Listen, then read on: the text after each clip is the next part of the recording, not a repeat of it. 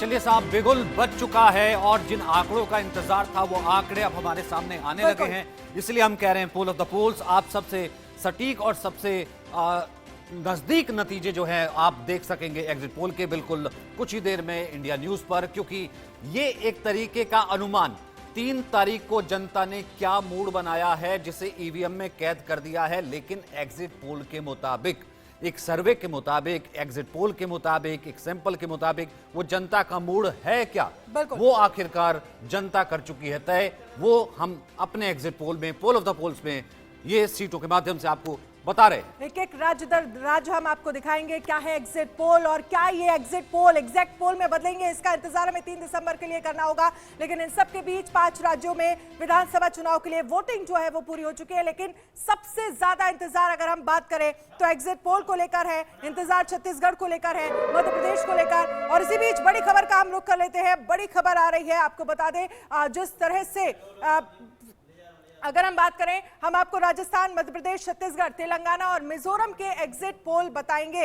MP की अगर हम बात करें, मध्य प्रदेश की बात करें तो ये एक एग्जिट पोल के अगर हम जो दिखाते हैं आपको उसके हिसाब से अगर हम देखें तो एमपी में बीजेपी की सरकार का अनुमान जो है वो जताया जा रहा है। ये बड़ी खबर, अगर एग्जिट पोल की बात करें तो एमपी में बीजेपी की सरकार का अनुमान है।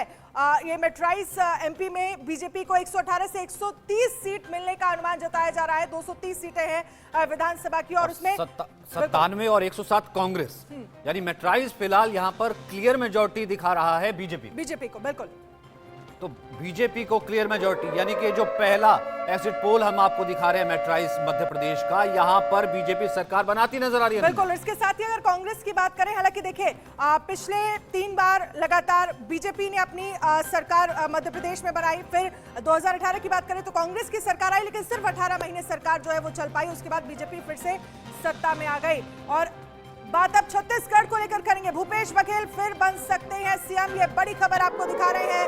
और छत्तीसगढ़ का जो एग्जिट पोल है वहां कांग्रेस को 40 से 50 सीट जो है वो मिलती हुई नजर आ रही है एग्जिट पोल की अगर हम बात करें। एक बार फिर से यानी कि कक्का की वापसी हो सकती है। और जिस तरीके से ये कहा गया कि लास्ट मूवमेंट पर जो है महादेव वेब का मुद्दा, भ्रष्टाचार का मुद्दा, तमाम वो चीजें हैं जो कि आई, लेकिन फिलहाल जनता जो है छत्तीसगढ़ में, और जातीय समीकरण भी है, आदिवासी वोट बैंक, तमाम वो चीजें हैं, हम डिटेल वाइज जाएंगे। लेकिन फिलहाल एग्जिट पोल तो ये बता रहा है कि छत्तीसगढ़ में कांग्रेस या भूपेश बघेल वापसी करते हुए ही नजर आ रहे हैं। अब भूपेश बघेल ही सीएम हो गए या नहीं हो गए, ये एक अगला प्रश्न हो सकता है। मध्य प्रदेश का हम जिक्र करते हैं, मध्य प्रदेश जहां पर लगातार बीजेपी की सरकार रही और इस बार हम लगातार देख रहे थे एंटी इनकम्बेंसी जो है वो बड़ा मुद्दा रहा। लेकिन अगर जो एग्जिट पोल नजर आ रहा है जिसमें हम देख रहे हैं बीजेपी को बढ़त मिलती है और बाकायदा सरकार बनाती हुई इन एग्जिट पोल के मुताबिक नजर आ रही है, तो ये बहुत बड़ी बात है।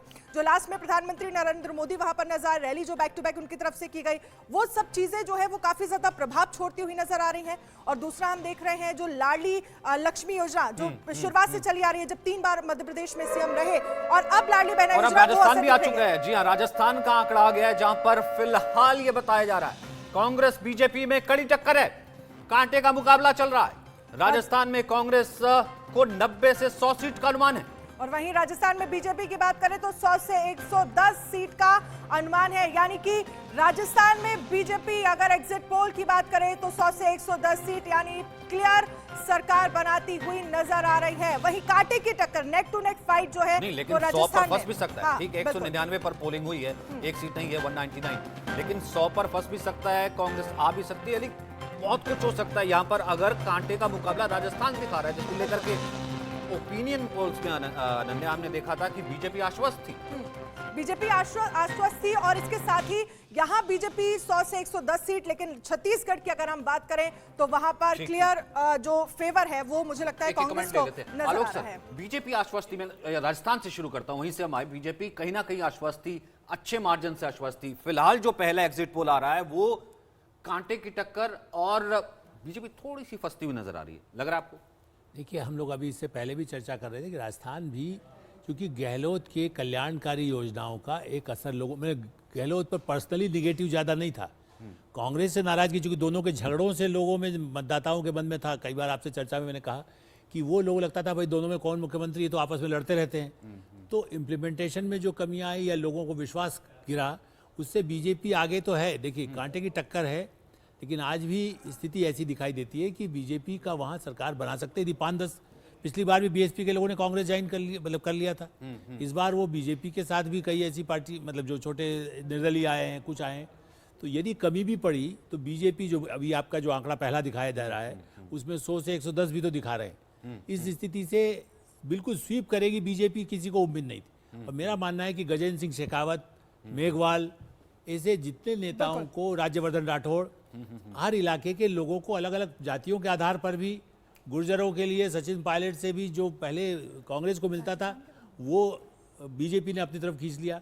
उदयपुर जैसा, मेवाड़ जैसे प्रदेश इलाके में भी जो राज्य का बड़ा हिस्सा है, वहाँ बीजेपी का गढ़ है। वहाँ के बड़े नेता को उन्होंने बाकायदा राज्यपाल बना दिया, तब भी नए नेतृत्व के साथ वहाँ खड़ा किया है। नहीं, लेकिन एक चीज और भी है ना, अगर राजस्थान इस तरह की पिक्चर दिखा रहा है तो रास बिहारी जी, सचिन पायलट फैक्टर जो है वो बहुत ज्यादा काम करता है यहाँ पर नजर नहीं आ रहा है, यानी कि उसका नुकसान नहीं है। नहीं, नुकसान तो होगा, लेकिन अभी देखिए जब रिजल्ट आएंगे तो नतीजे हो सकता है दूसरी तरह के हों, क्योंकि पिछली बार भारतीय जनता पार्टी को जिन इलाकों में वोट नहीं मिली थी, चाहे हम जयपुर संभाग की बात करें, चाहे भरतपुर संभाग की बात करें, जहाँ भारतीय जनता पार्टी लगभग साफ से हो गई थी। जैसे भरतपुर संभाग की बात करें तो पार्टी को केवल 19 में से दो सीट मिली थी। बिल्कुल। तो लेकिन इस बार स्थिति बदली हुई है, और उससे ही लगते हुए जो जिले हैं, खास तौर पे दौसा जिला, जहाँ पर गुर्जर मतदाताओं का बहुत ज़्यादा बाहुल्य माना जाता है, और मुकाबले में मीणा भी हैं, लेकिन वहाँ पर जो गुर्जरों की नाराज़गी है वो कांग्रेस से बहुत ज़्यादा है। कांग्रेस के इसलिए ज़्यादा है कि केवल सचिन पायलट को ही अशोक गहलोत ने निशाने पे नहीं लिया, दूसरे गुर्जर नेताओं को भी निशाने पे लिया गया। तो गुर्जर मतदाताओं में इस बार भारतीय जनता पार्टी के प्रति ज़्यादा झुकाव दिखाई दिया है। इसी तरह से देखेंगे हम तो जो आदिवासी इलाके राजस्थान के, वहाँ भी भारतीय जनता पार्टी की तरफ झुकाव दिखाई दिया है। मैं इन्हीं दो पॉइंट्स को थोड़ा आपके साथ इलेबोरेट करता हूँ। हमने बहुत बार इस पॉइंट को उठाया, गुर्जर की नाराजगी। वो नाराजगी है कि वोट कहने के बावजूद, यानी कि सचिन पायलट के कहने के बावजूद कि नहीं आपको वोट डालना है, जिसे हम कह रहे हैं कि वो जिसे हम ये कह रहे हैं कि वो अफेक्ट नहीं कर रहा है, लेकिन अरविंद जी वो फिर भी जो है वो इतनी नाराजगी है, वो कह रहे हैं कि नहीं भैया, जब आपकी बात आला कमान ने नहीं मानी तो हम क्यों माने आपकी बात, हम तो अगेंस्ट जाएंगे ही जाएंगे। वो फैक्टर कहीं ना कहीं काम कर रहा है।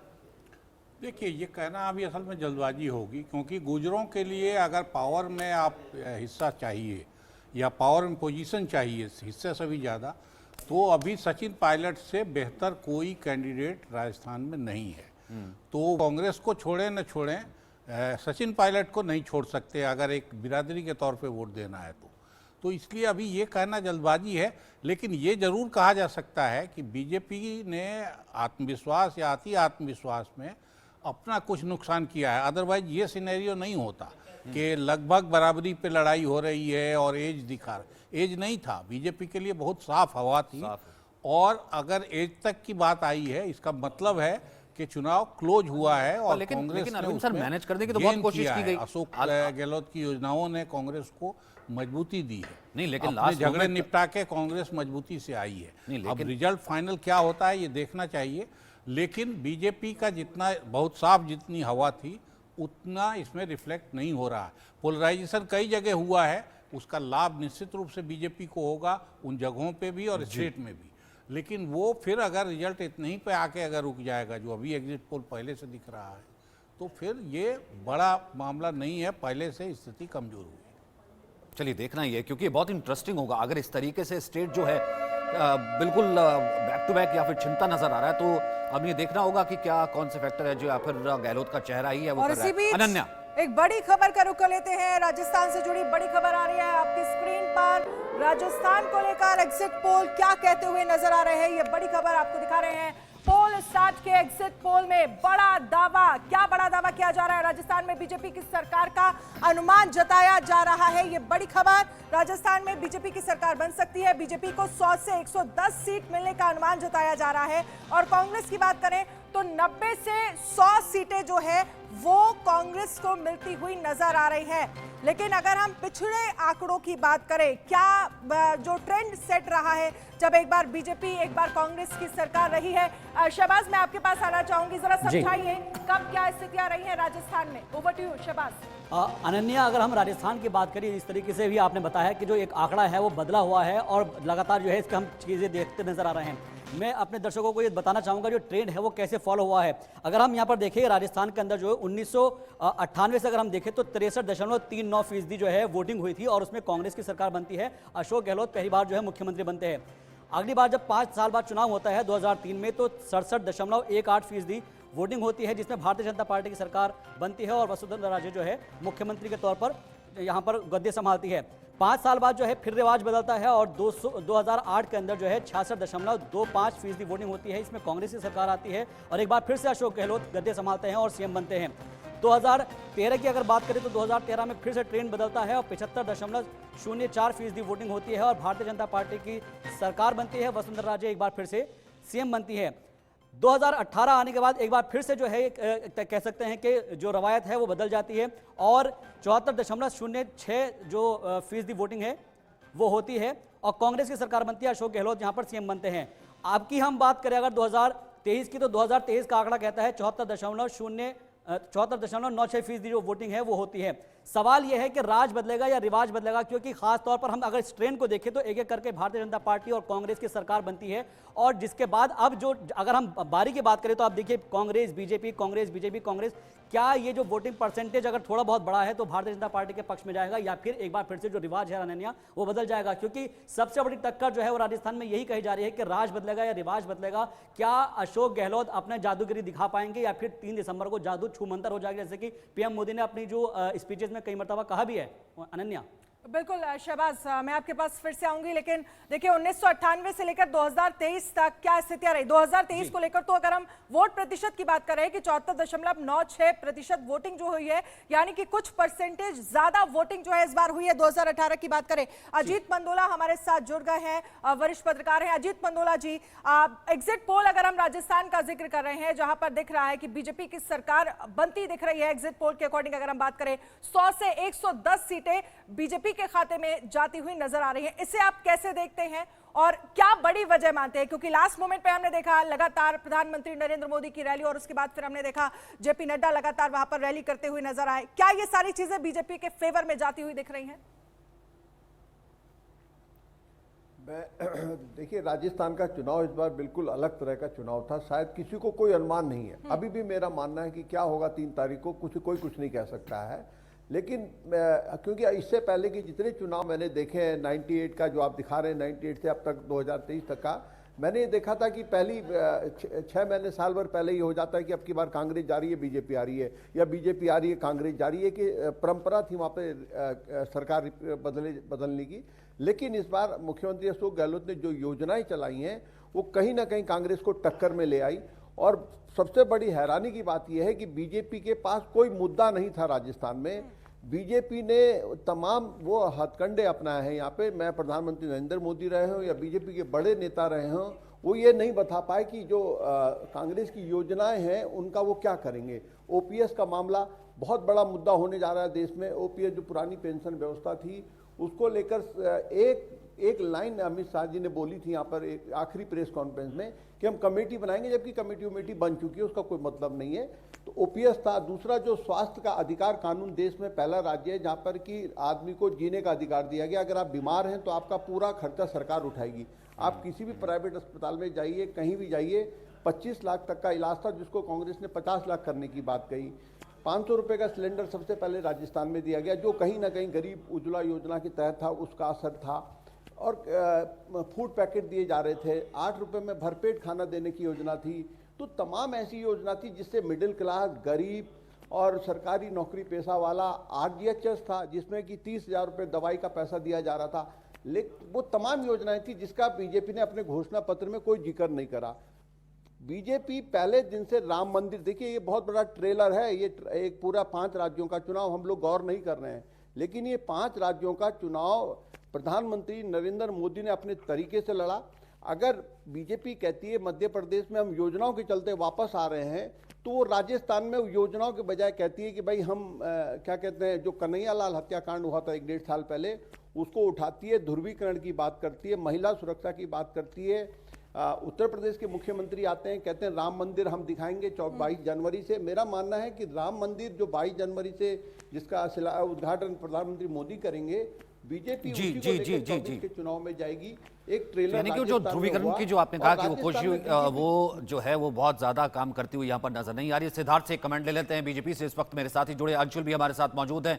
अब अनन्या, बिल्कुल सिद्धार्थ हमारे साथ जुड़े हुए हैं, लेकिन सिद्धार्थ जी, जिस तरह से देखा जाए अभी फिलहाल एक तरह से देखा जाए तो थोड़ी तो अच्छी खबर है बीजेपी के लिए। जो एग्जिट पोल नजर आ रहे हैं उसमें यह दिख रहा है कि 100 से 110 सीटें राजस्थान में बीजेपी की मिलती ही हुई नजर आ रही है। इसे आप कैसे देखते हैं और क्या लगता है, क्योंकि एक तरह से देखा जाए तो मुद्दे इस बार नहीं थे उतने ज्यादा, लेकिन लास्ट मोमेंट पे प्रधानमंत्री नरेंद्र मोदी की रैली, क्योंकि कांग्रेस को लेकर लगातार कहा जा रहा है कि तमाम योजनाएं हैं उसका लाभ उसे मिल सकता है। देखिए, राजस्थान के संदर्भ में मैं मानता हूं कि जो आंकड़ा आप दिखा रहे हैं वो थोड़ा सा कम है, क्योंकि भारतीय जनता पार्टी 2/3 बहुमत के साथ वहां पर एक मजबूत सरकार बनाने जा रही है। और अगर ऐसा कहा जाए, और चर्चा भी अभी हो रही थी आपके पैनल पे कि वहां मुद्दे नहीं थे, मैं इस बात से भी सहमत नहीं हूँ। राजस्थान के एक एक वोटर ने जब अपना बटन दबाने के लिए, अपने मताधिकार का प्रयोग करने के लिए जब वो पोलिंग बूथ के अंदर गए, तो उनके दिमाग में बिल्कुल पेपर लीक का मुद्दा था, जिसके लिए 70 लाख युवा जो 19 पेपर लीक हुए उसमें अपने भविष्य को कैसे अधर में लटका हुआ उन्होंने पाया। कितने युवाओं को सुसाइड करना पड़ा था। उनको लाल डायरी का मुद्दा था, उनको एक ऐसी सरकार का मुद्दा भी था जो तुष्टीकरण करके, जिस राज्य में पीएफआई की रैलियां निकल सकती थी पर रामनवमी का त्योहार नहीं बन सकता था, और ये सरकारें सोचें कि जनता इस पर चुप रहेगी और वो उसमें कुछ आवाज नहीं उठाएगी, उनको फर्क नहीं पड़ेगा, ये उनकी गलतफहमी थी। और ये सब मुद्दे सरकार अपने मन में लेकर के गई। जिस प्रकार का भ्रष्टाचार राजस्थान के अंदर हुआ वो लोगों के लिए एक बहुत बड़ा मुद्दा था। देश में 22% महिलाओं पे अपराध राजस्थान एक प्रांत में हो रहे थे, एक अकेले प्रांत में, वो बहुत बड़ा मुद्दा था जो लोगों को लॉलेसनेस के कारण से मन में भय 5 साल के मन में रहा। वो उस सरकार को उखाड़ के फेंकना चाहते थे, उसको दूर हटाना चाहते थे, और चाहते थे कि सुशासन की सरकार एक ऐसी जिसके पास नीति हो, नियत हो, एक ऐसी सरकार जिसके पास मजबूत नेतृत्व हो, वो सरकार हमारे पास आए। सिद्धार्थ भाई, लेकिन नतीजे पलट भी सकते हैं, अभी भी बाजी खुली हुई है भाई। मैं तो कह रहा हूं कि जो एग्जिट एग्जैक्ट तो होता नहीं, एग्जिट एग्जैक्ट तो होता नहीं। बिल्कुल आपका एग्जिट पोल एग्जैक्ट नहीं है, इसलिए आंकड़ा बढ़ेगा और 2/3 बहुमत वाला आंकड़ा भी सामने आएगा। वो 3 तारीख को हम सबके सामने आएगा, और ये 110 से बढ़कर के भारतीय जनता पार्टी जब एक क्लियर 2/3 मेजोरिटी की सरकार वहां पर बनाएगी, तो आपकी बात बिल्कुल सत्य साबित होगी कि एग्जिट जो था वो एग्जैक्ट नहीं था। अंशुल, क्या लग रहा है आपको यहां पर फिलहाल जो है 100 से 110 सीटें अगर जो है बीजेपी, और दूसरी तरफ जो है कांग्रेस यहां पर अगर मुकाबला कांटे का लेकर के आ रही है, एग्जिट पोल फिलहाल ये बता रहा है, आपको क्या लग रहा है कि आखिरकार रिवाज इस बार बदल रहा है? नहीं, रिवाज ही बदलेगा। और मैं आपका ध्यान आकर्षित करना चाहूंगा कर्नाटका के चुनाव के वक्त। उस समय भी मीडिया जो है आखिरी दम तक यही बोल रहा था कि कांटे की टक्कर है, ऐसा है, वैसा है, ये होगा, वो होगा। और जब नतीजे सामने आए तो लैंडस्लाइड कांग्रेस के पक्ष में था। कांग्रेस के पक्ष में क्यों था? वो इसलिए था क्योंकि हमारे पास एक सशक्त मॉडल है डेवलपमेंट का। नरेंद्र मोदी जी और भाजपा 2014 में डेवलपमेंट या विकास के नाम पर आई तो, लेकिन उसके बाद विकास का जो उनका एक पूरा मॉडल था वो ध्वस्त हो गया। आज महंगाई से जनता परेशान है, और अब वो डेवलपमेंट और विकास की बात करते ही नहीं है। वो कहीं किसी हत्याकांड की बात करते हैं, कहीं राम मंदिर के नाम पे वोट कर मांगते हैं, लेकिन विकास की परिकल्पना आज जो है वो केवल और केवल कांग्रेस के पास। वो हमारी गारंटीज का मॉडल है जिसको हम जमीन पर भी उतार रहे हैं, और उसके चलते आप देखेंगे कि ये तो आपने खुद ही बोल दिया, ये आजकल एक नया ट्रेंड चालू है कि मीडिया खुद ही के आंकड़ों की पूरी तरह पुष्टि नहीं करती है। मैं आपको ये बताना चाहता हूं कि मध्य प्रदेश, छत्तीसगढ़ और राजस्थान तीनों राज्यों में कांग्रेस आने वाली है। आप यदि मध्य प्रदेश में जाएंगे और किसी भी बड़े से बड़े भाजपा के नेता से पूछ लेंगे, छत्तीसगढ़ का एग्जिट तो फिलहाल बता रहा है। ठीक है, राहुल लाल कुछ कहना चाहते हैं? नहीं, ठीक है, छत्तीसगढ़ का तो एग्जिट जो है फिलहाल बता रहे हैं। राहुल लाल कुछ कहना चाहते हैं, फिर उसके बाद देश रत्न निकल। देखिए, 2-3 चीजें मैं बिल्कुल स्पष्ट कर दूं। जो आंकड़े प्रारंभिक तौर पे भी जो हम लोग देख रहे हैं एग्जिट पोल के, वो भी एक तरह से अशोक गहलोत के जादूगरी को ही दिखा रहे हैं। क्योंकि देखिए, मैं जब राजस्थान के विभिन्न हिस्सों में जा रहा था तो राजस्थान में देखिए मतदाता 2 तरह के थे। अधिकांश मतदाता जो है कि अशोक गहलोत की योजनाओं से काफी ज्यादा खुश थे, चाहे चिरंजीवी योजना हो, ओपीएस हो, महिलाओं को मुफ्त मोबाइल फोन दिया जाना हो, तो योजनाओं की इंदिरा रसोई हो, लंबी चौड़ी फहरिस्त थी। वैसे स्थिति में भी कई मतदाताओं से ऐसे भी लेकिन बात हो रही विधायकों से थी। नाराज थे। नहीं मैं कह रहा हूं, विधायकों से नाराज थे, एंटी इंकम्बेंसी थी, ये ग्राउंड पर थी। थी, ये भी मैं स्वीकार करता हूं, लेकिन वो अशोक गहलोत उसको न्यूट्रल कर दे रहे थे। जो सबसे बड़ी बात मैं कह रहा हूं, कई मतदाता ऐसे थे कि वो कह रहे थे कि हम योजनाओं से खुश हैं, लेकिन भारतीय जनता पार्टी की तरफ जा रहे हैं। ये स्थितियां भी हमने देखी, लेकिन बड़े तौर पे कांग्रेस के तरफ रुझान था, और एक ऐसे प्रदेश में जहां पे कि सत्ता बदलने का रिवाज हो, वहां के लिए ये स्थिति अपने आप में बड़ी चीज है। ठीक है, मैं इस पर वापस लौटूंगा। अजीत जी शायद कुछ कहना चाह रहे थे, हाथ उठा रहे थे। जी अजीत जी। नहीं देखिए, कांग्रेस का केवल एक ही माइनस पॉइंट था पूरे राजस्थान में। मुख्यमंत्री अशोक गहलोत को लेकर कोई नाराजगी नहीं, सरकार को लेकर कोई नाराजगी नहीं थी। कांग्रेस की दो वजह थी, एक तो कांग्रेस का संगठन और कैडर बहुत कमजोर था, नंबर एक। नंबर दो बात, मंत्री और विधायकों के खिलाफ बहुत ज्यादा एंटी इनकम्बेंसी थी। Exactly. वो एंटी इनकम्बेंसी में ये था कि कई लोग 2-2, 3-3 बार से लगातार टिकट पा रहे थे, तो वो अमूमन हो जाती है। लेकिन मेरा ये मानना है कि जो योजनाएं थी, वो योजनाएं इतनी जबरदस्त थी कि उनसे हर घर, राजस्थान का ऐसा कोई घर नहीं है जिसको मैं नहीं मान सकता कि उस घर ने उस योजना का लाभ ना लिया हो। बट केवल अगर हिंदुत्व ध्रुवीकरण का अगर तो मामला चला है, तब तो कुछ भी हो सकता है। उसी एंटी इनकम्बेंसी को निपटने के लिए उससे ज्यादा बेहतर गारंटी देने की कोशिश की गई ना, और वो भी पीएम के फेस के साथ, कमल के साथ, मोदी के साथ। नहीं, प्रधानमंत्री, देखिए प्रधानमंत्री ने, देखिए बीजेपी की तरफ से कोई गारंटी ऐसी नहीं थी जिससे आम पब्लिक हो। केवल जो पेपर लीक का मुद्दा था, प्रधानमंत्री जैसे कहते हैं, अगर आप प्रधानमंत्री मोदी का बीजेपी का मध्य प्रदेश का मामला देखें, राजस्थान का जो पैटर्न देखें, मध्य प्रदेश में बीजेपी ने कहा भाई हम योजना ला रहे हैं, लाडली योजना के चलते जो करप्शन का मुद्दा था। देखिए बीजेपी चुनाव लड़ने में कांग्रेस से बहुत अच्छा लड़ती है, उनका संगठन बहुत अच्छा है, बहुत अच्छा कैडर है, उनके यहाँ पूरी मेहनत होती है, बहुत बारीकी से अध्ययन होता है, इससे कोई इनकार नहीं कर सकता। और बीजेपी अगर मध्य प्रदेश में जीतने की तरफ बढ़ रही है, तो मैं मानूंगा कि उनकी मेहनत, उनकी स्ट्रैटेजी ने काम किया वहाँ पे, और उन्होंने ये बताने में वो सफल रहे कि हमारी योजनाएं जनता को लाभ दे रही हैं, और वहाँ पे पूरी कांग्रेस यूनाइट होकर, वो बीजेपी पूरी यूनाइट होकर लड़ी। शिवराज सिंह चौहान के खिलाफ जो एंटी इनकम्बेंसी थी, उसको उन्होंने 5 केंद्रीय मंत्रियों को उतार के उसको डाइल्यूट कर दिया।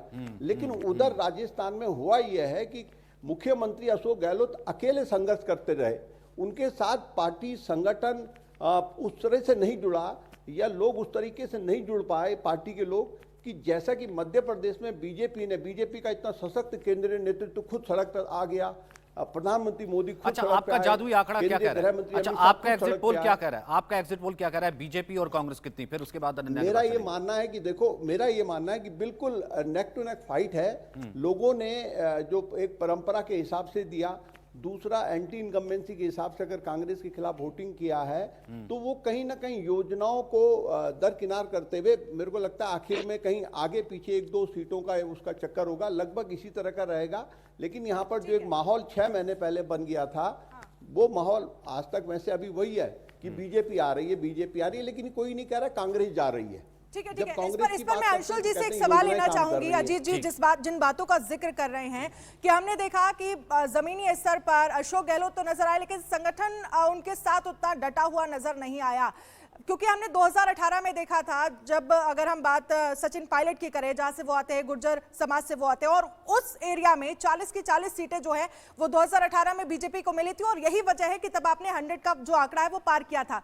क्या वहां से सीटें कम, क्योंकि उस वक्त वहां पर लोगों को लग रहा था, एक तरह से गुर्जर समुदाय को लग रहा था कि हो सकता है कि सचिन पायलट जो है वो सीएम बने, वहां एक तरह से थोड़ा कमी हुई, तो आपने देखा कि इस बार अब सीट्स जो है हम देख रहे हैं, क्योंकि 100+ भी आपको एग्जिट पोल में नजर नहीं आ रहा है। अंशुल, देखिए, बात अभी जैसे सर ने कही मुझसे पहले कि ऐसा, अब आप किसी एक जातीय समीकरण या एक स्थानीय समीकरण पे जा रहे हैं, जो अशोक गहलोत जी की योजनाएं थी उसमें सीधे सीधे हर घर में राजस्थान के हर वोटर को प्रभाव में लिया है और सकारात्मक ढंग से प्रभावित किया है। और इसीलिए इस बार जो हर कोई बोल रहा है, जो राजस्थान का चुनाव देख रहा है, कि इस बार ये आम चुनाव जैसे होता है वैसे था नहीं, इस बार एक अलग चुनाव है। वो इसलिए क्योंकि हमने जो मॉडल दिया है जनता को, वो जातीय समीकरणों और स्थानीय समीकरणों और जो एक पार्टी की पॉलिटिक्स है उससे हटके अशोक गहलोत जी ने डायरेक्ट जनता से कनेक्ट किया है। और उसके बिना पे हम लोग आज देख रहे हैं कि अभी तो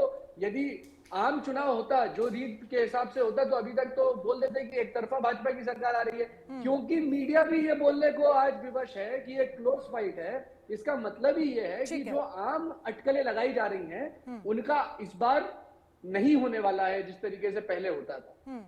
ठीक है, आप सभी खास मेहमान हमारे साथ रहिएगा। राजस्थान बीजेपी अध्यक्ष सीपी जोशी हमारे साथ इस वक्त जुड़ गए हैं। सीपी जोशी जी, बहुत बहुत स्वागत है आपका। पहला सवाल आपसे यही है कि आपको लगता है कि बीजेपी का लाल डायरी अभियान मतदाताओं का मन बदलेगा? लाल डायरी का अभियान कांग्रेस के लोगों ने ही चलाया।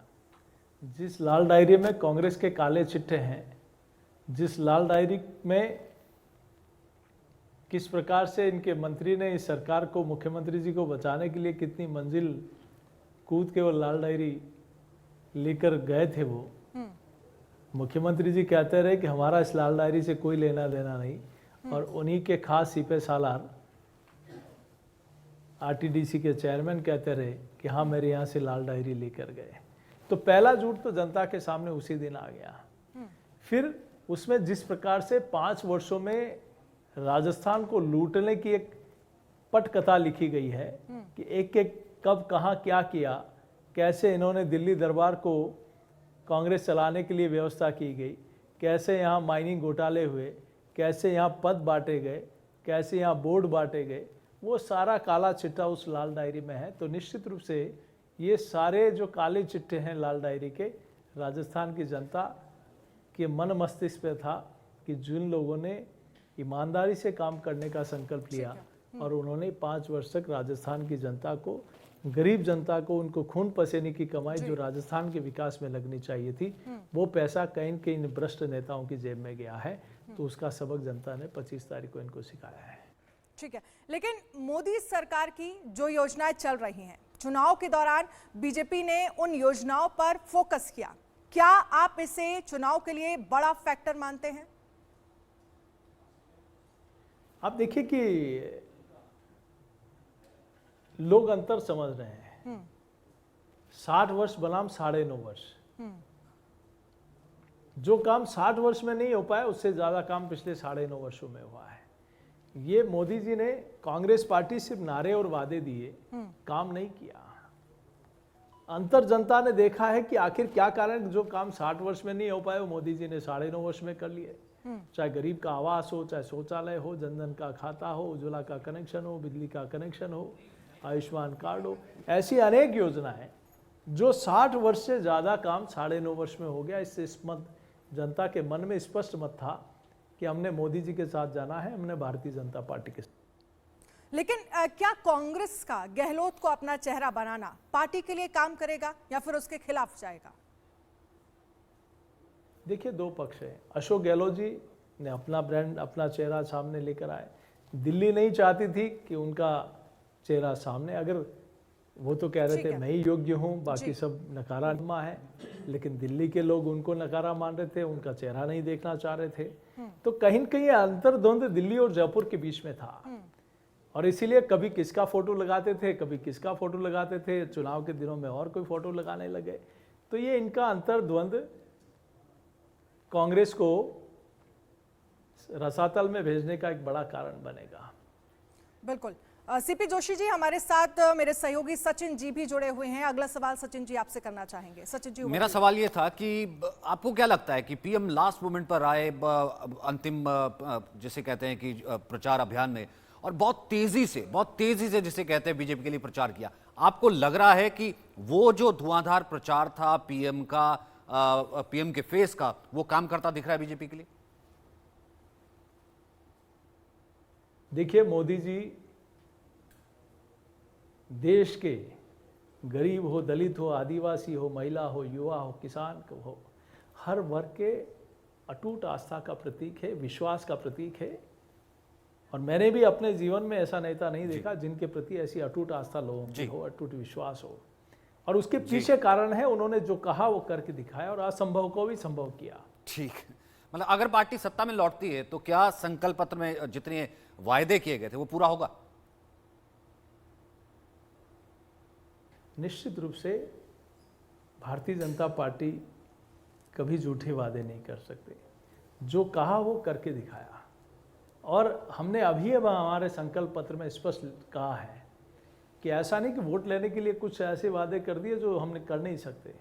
जो हम लोग एग्जामिन करके जो जनता को दे सकते हैं, जो काम कर सकते हैं, वही हमने संकल्प पत्र में लिए हैं। और निश्चित रूप से जो कहा है वो भारतीय जनता पार्टी की सरकार करेगी। जी जी ठीक है, लेकिन अब सर क्या आपको लगता है कि राहुल गांधी और प्रियंका गांधी की रैलियों का चुनाव पर असर पड़ेगा? देखिए, पहले तो राहुल गांधी आना नहीं चाहते थे, फिर अंतिम दिनों में एक दो सभाओं में दबाव लगकर बुलाया गया कि कांग्रेस का जो है अंतर्द्वंद वो जनता के सामने आएगा। तो ये निश्चित रूप से कांग्रेस पार्टी के इन लोगों को विश्वास नहीं है, क्योंकि राहुल गांधी जी ने कभी जनता का धरातल उनको नहीं पता, गरीब का दर्द नहीं पता जी, गांव के लोगों का दर्द नहीं पता, महिला का दर्द नहीं पता, युवाओं का दर्द नहीं पता, किसान का दर्द नहीं पता। तो जिनको देश के और प्रदेश की ज़मीनी हकीकत नहीं पता, जिनको संस्कार और संस्कृति के बारे में नहीं पता, जिनको सनातन के बारे में नहीं पता, वो उनको जनता के ऊपर विश्वास, जनता का उनके ऊपर विश्वास कभी नहीं हो सकता। लेकिन वो बात मैनेजमेंट की हमेशा करते रहे कि देखिए हम एक हैं, एक से और एक साथ एक तरीके से चुनाव लड़ा, और ये फिर कहते रहे कि देखिए बीजेपी आएगी नहीं। लेकिन अगर आपकी पार्टी जीतती है, आपके हिसाब से आप जीत रहे हैं, तो सर सीएम कौन होगा? देखिए, बहुमत निश्चित रूप से 135 प्लस से भाजपा की सरकार बन रही है, और पार्लियामेंट्री बोर्ड जो तय करेगा वो निश्चित रूप से प्रदेश के हित में होगा। चलिए, बहुत बहुत शुक्रिया हमारे साथ जुड़ने के लिए, बहुत बहुत शुक्रिया इस वक्त आप हमारे साथ जुड़े। इस पर पहला रिएक्शन सोलंकी सर मैं आपसे लेना चाहता हूं कि राजस्थान इस वक्त कहां जाता हुआ नजर आ रहा है? अनन्या, आप इस बिल्कुल, क्योंकि जिस तरह से देखा जाए, अगर हम राजस्थान को लेकर सीपी जोशी की तरफ से क्या कहा गया, मुख्यमंत्री को लेकर भी उनकी तरफ से कहा कि आलाकमान इस पर फैसला लेगा। लेकिन सर, क्योंकि सोलंकी सर मैं आपसे इस पर यह समझना चाहूंगी कि क्या लग रहा है आपको, क्या चीजें रही जो बीजेपी के फेवर में चली गई? क्योंकि मैंने जिक्र सचिन पायलट को लेकर करा, 2018 में जो 40 सीट आई थी गुर्जर समुदाय से जब वो जीते थे, जिसकी वजह से कांग्रेस ने 100 का जो आंकड़ा है वो क्रॉस किया, तब लग रहा था गुर्जर समुदाय को कि हो सकता है कि सचिन पायलट जो है वो सीएम बने। क्या वही सीटें जो है वो कम हो गई? जाहिर सी बात है, वहां पर सीट्स कम तो जरूर हुई है कांग्रेस की तरफ से। और कुछ चीजें ये भी रही कि जो योजनाएं आई, कांग्रेस जो योजनाएं लेकर आई, तारीफ हर जगह हुई, लेकिन ये कहा जा रहा था कि बहुत एंड मोमेंट पर ये योजनाएं आई हैं। जी राहुल जी बोलिए। अनन्या जी, देखिए, ये जो लोग आरोप लगा रहे हैं कि कांग्रेस की योजनाएं बड़ी अंतिम समय में आई, मैं बता दूं कि चिरंजीवी योजना जो है वो 2021 में, मई 2021 में लॉन्च हो चुका था। ओपीएस को जो है कि कांग्रेस वहां पे 2022 में लागू कर चुकी थी।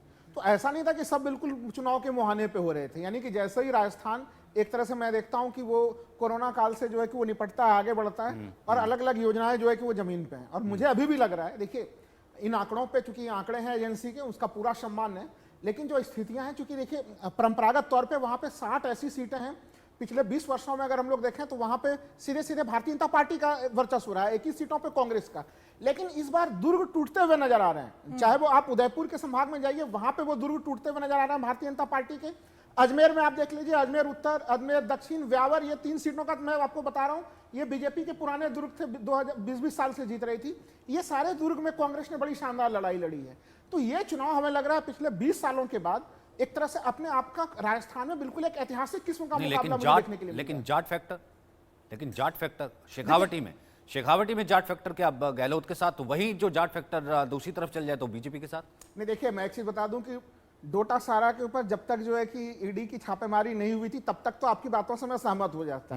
लेकिन जिस तरह से एन वक्त पे बीजेपी ने अपने केंद्रीय एजेंसियों का दुरुपयोग करके खुद के पैर में कुल्हाड़ी मारी, इस कारण से जाट वोटर बिल्कुल जो है कि वो एकमुश्त होकर भारतीय जनता पार्टी को छोड़ के कांग्रेस की तरफ सीधे सीधे आए हैं। तो जाट वोटर में कोई बंटवारा नहीं। और गुज्जर को लेकर जो लगातार चर्चा कर रहे हैं हम लोग, देखिए वहां पे समझना पड़ेगा, मैं बिल्कुल प्रैक्टिकल तौर पर बता रहा हूँ, गुज्जर वोटर वहीं पे नुकसान की स्थिति में जहां पे कि कहीं पार्टी में किसी के साथ असहज संबंध अगर सचिन पायलट के थे, और ये लोगों के बीच में परसेप्शन गया कि फलाना XYZ थे, वहां पे विधायक की लड़ाई, उनको टिकट मिला, और उनके संबंध अगर सचिन पायलट से सहज नहीं थे, उन्हीं पर्टिकुलर सीटों पे नुकसान होने जा रहा है। बाकी सीटों पे गुज्जर वोट भी सीधे सीधे कांग्रेस को प्राप्त हो रहा है। ठीक है तिवारी सर, इसी चीज को अगर हम आगे बढ़ाएं कि किस तरीके से यहां पर जो लड़ाई दिख रही थी कि कम से कम एक स्टेट बचा लेगी बीजेपी, एग्जिट पोल उस पर भी कहीं ना कहीं थोड़ा सा कंफ्यूजन क्रिएट करते नजर आ रहे हैं कि यहां पर लड़ाई कांटे तक आ गई है, बीजेपी को एज है लेकिन कांटे तक आ गई है।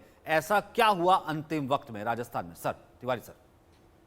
देखिए, एक दो फैक्टर और है जिसको कंसीडर किया जाना चाहिए। जी सर। इसमें कहीं कोई दो राय नहीं कि ये चुनाव कांग्रेस कम अशोक गहलोत ने लड़ा है और उनकी योजनाएं दिखी है। मैंने राजस्थान का भ्रमण किया है, जिले जिले में गया हूं। दूसरा फैक्टर जो इसमें काम कर रहा है, जो गुर्जर की बात हो रही है, टोंक में खुद सचिन पायलट एक हफ्ते पहले तक फंसे हुए थे। अशोक बैरवा यदि नहीं बैठे होते और दो कांग्रेस के बागी नहीं बैठे होते तो उनकी हालत खुद पतली हो रही थी। सर प्रियंका ने ऑलमोस्ट जो है, अब ये इशारों की बात ही होती है, ऑलमोस्ट बता ही दिया था वहां पर कि सचिन पायलट अगला सीएम है, वोट कीजिए, वोट दीजिए। मतलब इस तरीके के फंसे हुए थे, मतलब बता दिया जनता को वोट करने के लिए। हाँ बिल्कुल। और तीसरी बात कि जो वहां पे बागी खड़े हुए हैं, बहुत उसमें से कुछ इतने मजबूती से चुनाव लड़ रहे हैं कि बहुत कुछ वो भी डिसाइड करने जा रहे हैं। इसको कंसीडर किया जाना चाहिए। 30 और 24 का जो आंकड़ा है, 30 बीजेपी की तरफ से, 24 कांग्रेस की तरफ से, उसमें कुछ बहुत सिरदर्द साबित होने वाले हैं। मार्जिनल सीटें हैं, यानी कि सीटें वो काफी मार्जिनल है। बिल्कुल मान के चलिए, बिल्कुल मान के, उसमें से कई बागी जीतेंगे। तो फिर रास बिहारी जी, आपका आंकड़ा कहा जाता है बीजेपी कांग्रेस, अगर मैं यहीं पे एक एग्जिट पोल कराऊं तो? नहीं, राजस्थान में तो भारतीय जनता पार्टी की सरकार बनती दिखाई दे रही है और चुनाव से पहले भी दिखाई दे रही थी। सीटें क्या है कि सीटें, अब बहुमत कितना, सरकार बनेगी, सीटें तो मुझे लगता है 105 से ज़्यादा ही आएंगी। देश रत्न निगम सर, क्योंकि लास्ट मूवमेंट तक राजस्थान में संघ भी जुड़ा रहा है, बूथ तक जो है वोटर को ले जाने का अभियान किस तरीके से जो है वहां पर संघ भी करता रहा, ये भी हमने देखा है। काम तो काफी किया गया है, लेकिन क्या ये नतीजा चौंकाने वाला है, रिवाज बदलने वाला है? देखिए सचिन जी और अनन्या जी, एक बात मैं बड़ा साफ कर दूं, 1998 से आपने 2023 का चुनाव का प्रतिशत दिखाया। जब जब प्रतिशत कम हुआ है तब तक कांग्रेस आई है, चाहे वो 1% हो, 0.5 हो या 2% हो, और जब जब बढ़ा है तब तक बीजेपी आई है। ये उस आंकड़ों में से साफ नजर आ रहा है। इस बार भी करीब 1% वोट बढ़ा है, तो उसके हिसाब से भाजपा को आना चाहिए, ये उसका एक कंक्लूजन ड्रॉ होता है। दूसरा, परंपरा भी आपने बोली है। तीसरा जो है महिला वोटर्स, उस पर अभी ध्यान शायद आप नहीं दे रहे हैं। वो महिला वोटर्स भाजपा की तरफ एन मास जाती हैं, जिसको कहते हैं एक साथ वो जाती हैं, और जो महिला से कोई भी उनकी योजना उठाएं उसमें महिलाओं को ज़्यादा प्रेफरेंस दिया गया है। और ऊपर से वुमेन रिजर्वेशन जो बिल पास हुआ है उसका भी फायदा कहीं नहीं कहा जाएगा। हमें वुमेन वोटर्स का अलग से आपको विश्लेषण करना पड़ेगा इस चीज़ को जानने के लिए। और जहाँ तक मैं समझता हूँ राजस्थान का जो ट्रेंड है, परसेंटेज बढ़ता है बीजेपी आती है, वोटिंग परसेंटेज घटता है तो कांग्रेस आती है, मतलब वो साफ ठीक है सर, इसी पे मैं अरविंद जी से एक सवाल करना चाहूंगी। अगर परसेंटेज बढ़ता है तो बीजेपी आती है, घटता है तो कांग्रेस आती है, लेकिन आप क्या लग रहा है अगर हम तीनों राज्यों की बात करें, छत्तीसगढ़, मध्य प्रदेश और राजस्थान, क्योंकि छत्तीसगढ़ में हम देख रहे हैं जहां पर कांग्रेस को ज्यादा सीटें मिल रही है, सरकार बनते दिख रही है, वही मध्य प्रदेश की बात करें तो एक बार फिर बीजेपी सरकार बनाती नजर आ रही है एग्जिट पोल की अगर हम बात करें। लेकिन अगर हम राजस्थान की बात करते हैं तो 100 सीटें हम कांग्रेस को भी यहाँ एग्जिट पोल में दिखती हुई नजर आ रही हैं। तो बहुत नेक टू नेक फाइट, कहीं ना कहीं कांग्रेस एक तरह से देख सकते हैं हम, कांटे की टक्कर तो दिख ही सकती है अगर हम 3 दिसंबर की बात करें। लेकिन अगर हम क्योंकि महिला वोट बैंक को लेकर जिक्र यहाँ पर किया जा रहा है, महिलाओं का वोट जो है वो कहीं ना कहीं अशोक गहलोत के साथ भी है, क्योंकि बहुत खास योजना थी उनकी जिसमें स्मार्टफोन उन्होंने महिलाओं को दिए, जहां पर वो लगातार ये कह रहे थे कि जो भी योजनाएं हैं वो सीधे आपके फोन पर मिलेंगी। देखिए, आइडेंटिटी की पॉलिटिक्स इस बार बहुत जोर शोर से नहीं चली है। राजस्थान में आखिर में आके कुछ जगह पोलराइजेशन की बात आई है। जाति का सवाल कांग्रेस बहुत मजबूती से उठा रही थी, लेकिन मुझे लगता है कि चुनाव जैसे जैसे आगे बढ़ा है उसको भी ये अंदाजा हो गया कि जाति का पोलराइजेशन उसके हक में या किसी के हक में नहीं होने जा रहा। ये मसला तो इसलिए पॉलिटिक्स, यही बात महिलाओं के लिए भी कह सकते हैं कि महिला आरक्षण आया, लेकिन जिस किस्म का आया उससे इस चुनाव में बहुत फर्क पड़ता दिखाई नहीं। पार्टियों ने टिकट ही नहीं दिए। अगर इतना ही असर होता तो पार्टियां टिकट देती। तो इस बार का चुनाव एकदम शिफ्ट हुआ है वायदों पे, चुनावी वायदों पे सारी पॉलिटिक्स गई है, परफॉर्मेंस से भी ज़्यादा। परफॉर्मेंस ने उसका जवाब देने की कोशिश की है, लाडली बहन योजना या हेल्थ वाली योजना राजस्थान की, लेकिन असली चीज़ चुनावी वायदों पे गया है और किसके वायदे अच्छे हैं और ज़्यादा भरोसेमंद हैं। अभी तक ये था कि मोदी के वायदे बहुत मजबूत माने जाते थे। पिछले लोकसभा चुनाव में हमने देखा है कि मोदी 6,000 साल किसानों को दे रहे थे और कांग्रेस 6,000 रुपया महीना दे रही थी। लोगों ने मोदी पे भरोसा किया, कांग्रेस पे भरोसा नहीं किया। लेकिन कर्नाटक के बाद ये सिनेरियो बदला है और अब कांग्रेस के वायदों पे बात भी और भरोसा महिला हो वोटर रहा जिसका है। जिक्र तो किया अनन्या ने, अगर वोट का आंकड़ा बढ़ा है और उसके बावजूद भी जो है एंटी इनकम्बेंसी के बावजूद भी बीजेपी रिटेन कर रही है एमपी, तो ये बहुत बड़ी खबर है। लेकिन इस वक्त एक और बहुत बड़ी खबर, तेलंगाना में कांग्रेस की बड़ी जीत का अनुमान लगाया जा रहा है। तेलंगाना में इस वक्त एग्जिट पोल सामने आ चुका है। कांग्रेस को 63 से 79 सीटों का दावा किया जा रहा है। 119 सीटों की ये विधानसभा है। 63 से 79, यानी कि टीआरएस कह रही थी, बीआरएस कह रही थी कि वो वापसी करेगी, लेकिन 119 सीटों में से 63 में से 79 सीटों पर कांग्रेस यानी कि एक और स्टेट कांग्रेस रिटेन कर सकती है। इससे पहले हमने छत्तीसगढ़ बताया था। अब यहां पर एग्जिट पोल ये जो आया है तेलंगाना का, तेलंगाना जो है यहां पर कांग्रेस के खाते में जाता दिख रहा है। आलोक सर, तेलंगाना पर एक कमेंट। कांग्रेस रूप से कांग्रेस ने पूरी ताकत लगाई। राहुल गांधी की जो सभा हुई वो काफ़ी प्रभावशाली दिखाई दी। पैसा खास करके जो खर्च किया गया है, एक एक चुनाव क्षेत्र में आपने यदि रिपोर्ट देखी हो तो खाली सभा करने के लिए 2 करोड़ रुपया खर्च हो रहा था। इसलिए चुनाव आयोग को ये भी विचार करना चाहिए, या संसद को और सुप्रीम कोर्ट को, कि अब तो खोला कर दें सबको जितना जितना खर्च करना है। टीआरएस ने भी पूरा पैसा बहाया, कांग्रेस ने इससे ज़्यादा बहाया। कर्नाटक में विजय के बाद देखिए ना, कल भी झगड़ा शुरू हो गया ना कि पैसा किसको ज़्यादा मिलेगा, उसको लेकर के विद्रोह मंत्री तक करने लगे हैं। ऐसी स्थिति में मुझे लगता है कि कांग्रेस जितना, लेकिन अब ये ठीक है, आंकड़ा मुझे लगता है अभी भी हम एग्जिट पोल की बात कर रहे हैं। अपने दर्शकों को बार बार बताना चाहिए, 3 तारीख को जब हम बात करेंगे तब असली आंकड़ा आएगा। बिल्कुल, फिलहाल ये कह सकते हैं कि हाँ, अभी ये देखना होगा कि वहाँ बीजेपी ने कितनी सेंध लगाई, ओवैसी का कितना हुआ। वरना कांग्रेस को ओवैसी ने जो डैमेज किया है, क्या ओवैसी वहाँ पर 5 सीट 4 सीट भी नहीं ला सकेंगे ये, क्योंकि वो टीआरएस का समर्थन कर रहे थे। तो मुस्लिम वोट का भी परीक्षा यहाँ पर होने वाली है। वो उन्होंने हमेशा से ऐसे किया, हैदराबाद और उसकी इन अराउंड पॉलिटिक्स रखी है और उसके बाद आप टीआरएस का जो है समर्थन कीजिए। कांग्रेस का वोट जो है वो कहने, कांग्रेस कहती रही है कि ये बीजेपी की जो है वो प्लानिंग होती है, लेकिन उसके बावजूद भी यहाँ पर अगर कांग्रेस अगर अच्छे मार्जिन से आ रही है, तिवारी सर ये चीज़ मैं आपसे जानना चाहूँगा, इतने अच्छे मार्जिन से आ रही है, एक वोट बैंक या एक पॉलिटिकल पंडित ये कहते थे कि जो तेलंगाना स्टेट का निर्माण कांग्रेस ने ही किया है, इस बार भी इस मुद्दे को उठाते रहे लगातार, असल में अपने वोटर को, अपने वोट बैंक को पहचानने में कांग्रेस ने ही शायद देरी कर दी थी, जो कि अब वो पहचान रही है। देखिए, ये जो अभी आंकड़े दिखाए जा रहे हैं, इससे शायद अपने को मैं सहमत नहीं कर पा रहा हूँ।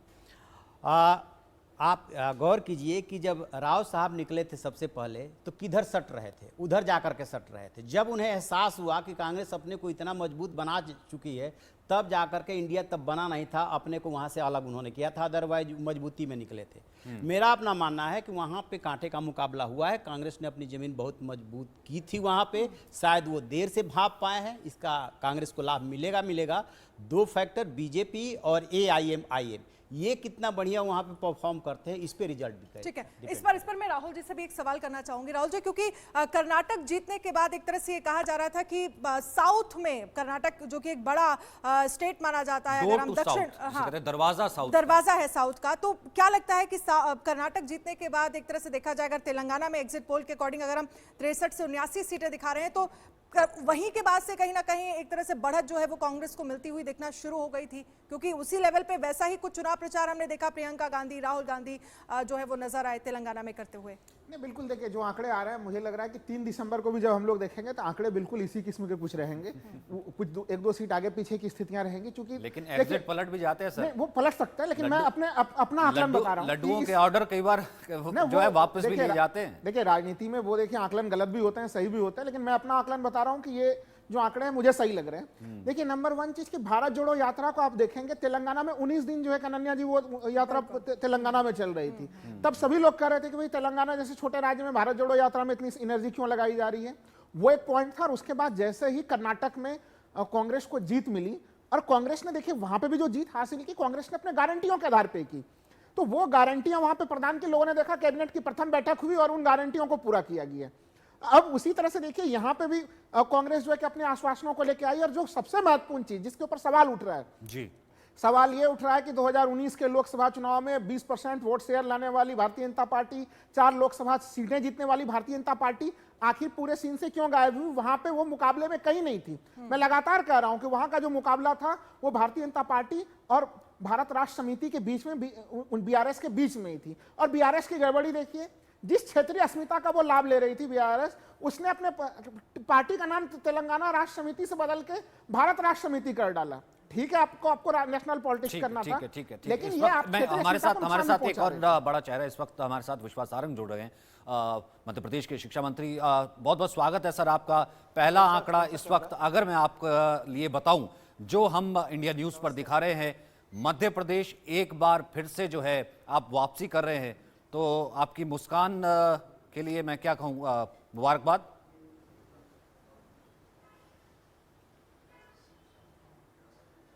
जी, हम बिल्कुल इस बात को आपको बधाई देते हैं कि आपके एग्जिट पोल में जो हम कह रहे हैं वही परिलक्षित हो रहा है। और हम कंफर्टेबल मेजॉरिटी के साथ मध्य प्रदेश में सरकार बना रहे हैं। भारतीय जनता पार्टी की सरकार पुनः बनेगी, ये हमारा पूरा विश्वास है, और हम कंफर्टेबल मेजॉरिटी के साथ सरकार बना रहे हैं।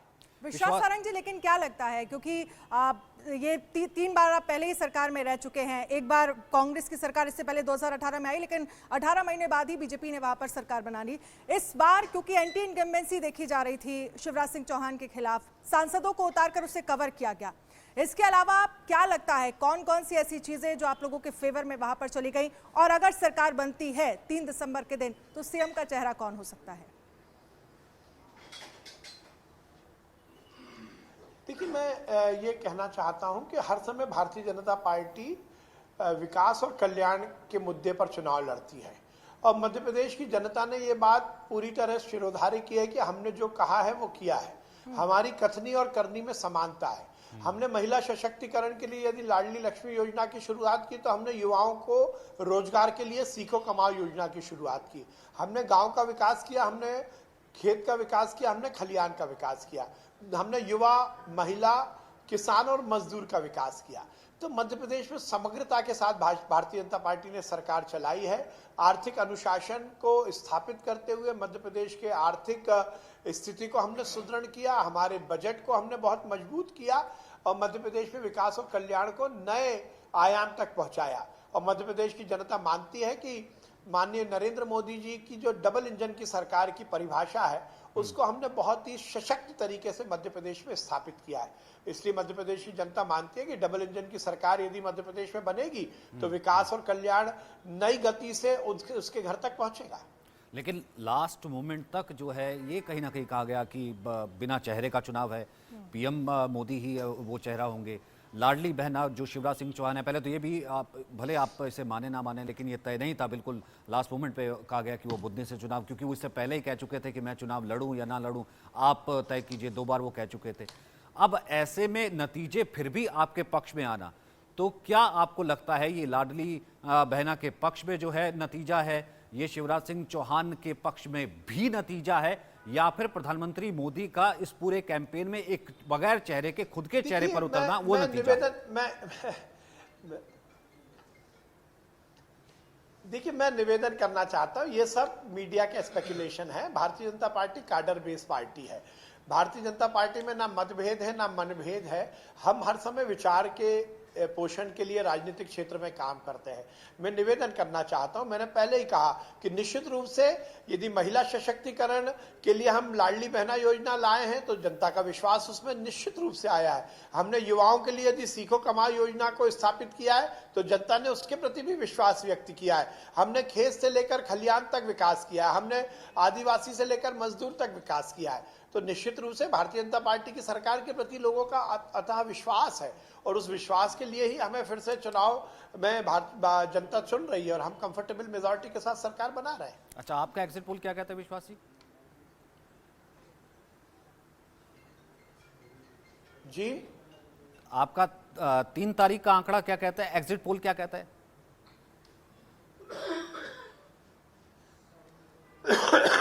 देखिए, मैं एग्जिट पोल के आंकड़े पर नहीं जाऊंगा और मैं किसी भी तरह आंकड़े पर नहीं जाऊंगा, पर मैं ये जरूर कहूंगा कि आपने जो हमारा 118 से 130 करा है, उस 130 में और इजाफा होगा और वो एग्जैक्ट पोल में बदलेगा।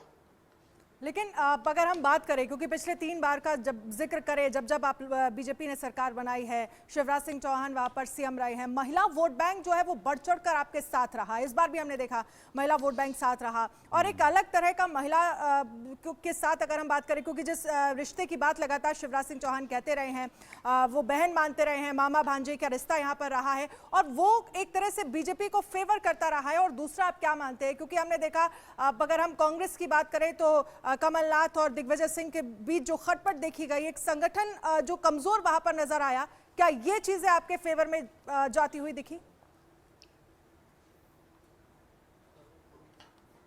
नहीं, देखिए, कांग्रेस तो हर समय गुट और गिरोह में बटी हुई है। कांग्रेस में झगड़ा तो कमलनाथ जी अपने बेटे नकुलनाथ जी को स्थापित करना चाहते हैं और दिग्विजय सिंह जी अपने बेटे जयवर्धन जी को स्थापित करना चाहते हैं। तो ये तो इनफाइटिंग उनके अंदर है ही, और कांग्रेस से इससे ज्यादा कुछ अपेक्षा भी नहीं की जा सकती। जब दिल्ली में नेहरू परिवार अपने बेटे को स्थापित करने में लगा है, तो कमलनाथ जी और दिग्विजय सिंह जी अपने बेटों को क्यों छोड़ेंगे?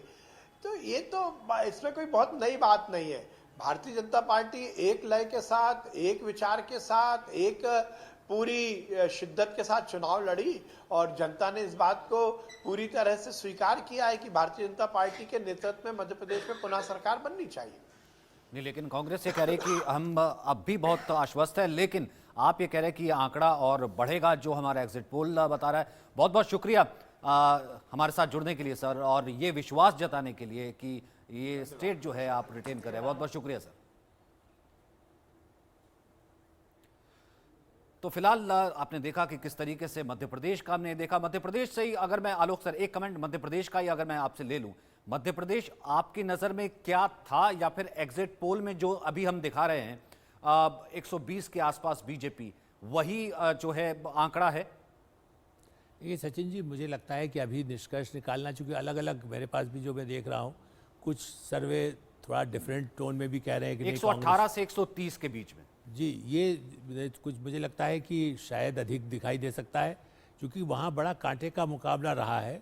हाँ, संगठन ने, मैं ये बात जोड़ूंगा, मध्य प्रदेश, अभी चूंकि निगम जी भी यहाँ बैठे हैं, आरएसएस ने जो काम किया राजस्थान में भी और मध्य प्रदेश में भी, संगठन ने जो काम किया है, उसका नतीजा निश्चित रूप से वो 120 पहुँचा सकता है। क्योंकि जहाँ जहाँ वर्कर ज़्यादा एक्टिव हुआ है, घर घर ले जा कर के वोट डलवाया है, और जैसा मैंने कहा कि महिलाओं को, बुजुर्गों को, युवाओं को, बीजेपी का उसी को फ़ायदा, जो संगठन कांग्रेस का कमज़ोर है। जैसा मैंने कहा कि कमलनाथ जी बहुत अच्छे पुराने नेता हैं, संजय गांधी, इंदिरा गांधी के ज़माने के, लेकिन वो तो राष्ट्रीय स्तर पर नेता रहे, और पिछली बार भी सरकार जोड़ तोड़ से जैसे बन गई। दिग्विजय सिंह ज़रूर हमेशा खेल करते हैं, तो आधा तो खेल दिग्विजय सिंह बिगाड़ देते हैं। उनकी छवि इतनी खराब रही है प्रगति को, विकास को लेकर के, कि उनसे जो नेगेटिव वोट पड़ता है वो कांग्रेस जो भी कोशिश करती है, उनकी गुटबंदी ने, मतलब ओपन में कपड़े फाड़ना, कहीं ना कहीं उसके बाद उसको मैनेज करना, जनता को सब समझ आता है। बिल्कुल, असली में वही तो क्या है कि वो, और उनकी वर्कर्स में खास करके साफ दिखाई देता है। ऊपर से एक दूसरे को साथ चाहे गले में हाथ डाल लें, वो तो बीजेपी वालों का, पटवा जी का भी नमस्ते कर लेते थे दिग्विजय सिंह, लेकिन मालूम होता था कि किसकी बगल में छुरा रखा हुआ है।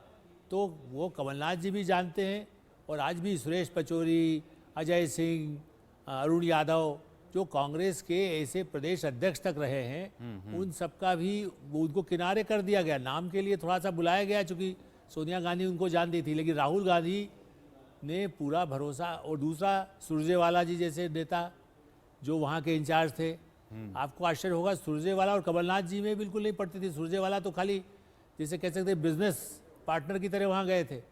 पार्टी के लोगों ने मुझे ये बात बताई कि साहब वो तो आकर के हवाई जहाज चाहिए, हेलीकॉप्टर चाहिए, उससे नीचे उतरते नहीं, वो गाड़ी में ही नहीं बैठने को तैयार थे। अब ऐसी बताइए, कोई पार्टी का इंचार्ज हो और वो प्रदेश में गाड़ी में बैठने को तैयार नहीं है, वो कहता है सिर्फ हेलीकॉप्टर हवाई जहाज में चलूँगा। इतने बड़े नेता हैं, प्रधानमंत्री से बड़ा वो तो रौब दिखाते हैं।